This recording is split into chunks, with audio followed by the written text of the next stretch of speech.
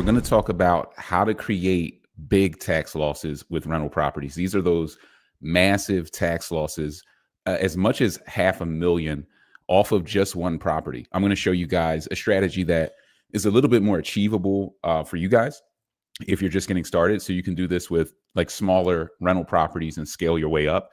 So cost segregation is pretty straightforward, right? With cost segregation, here's how it works. If you take your typical residential property, these properties are depreciated on a straight line 27.5-year basis.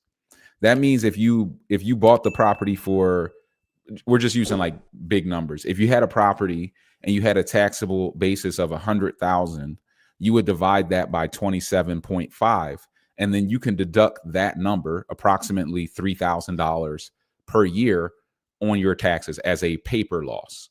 It will be just a depreciation, what we would call like ghost depreciation loss.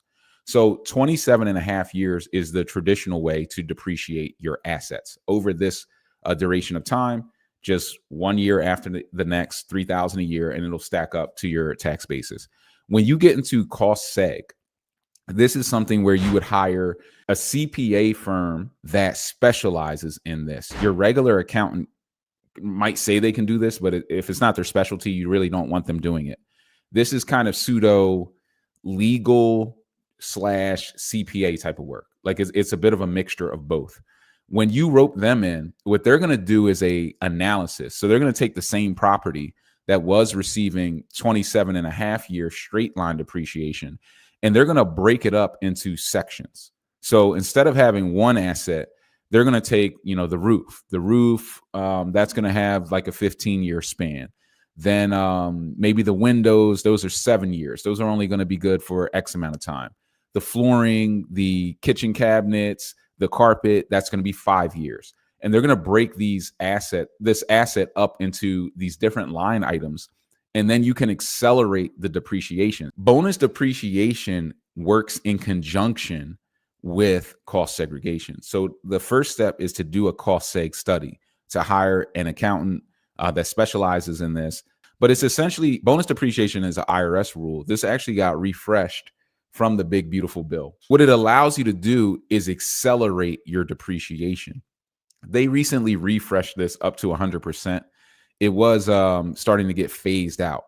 So having this, we'll call it this group in office has helped in that sense, because it got refreshed, and it's something that really helps a lot of investors out. When you combine accelerated depreciation with cost segregation, what it'll allow you to do is go a little bit further than even these parameters.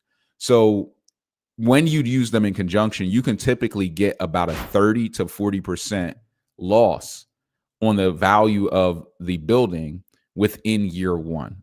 This is something that the average person could do, and that I'm seeing regular, run-of-the-mill everyday people do through programs like our Boots on the Ground program. What you would do is go out and try to acquire as many rentals as possible. But let's say, like I have, a bunch of clients like this. You go out in a year, you acquire 7 rental properties. Each property is worth about $200K.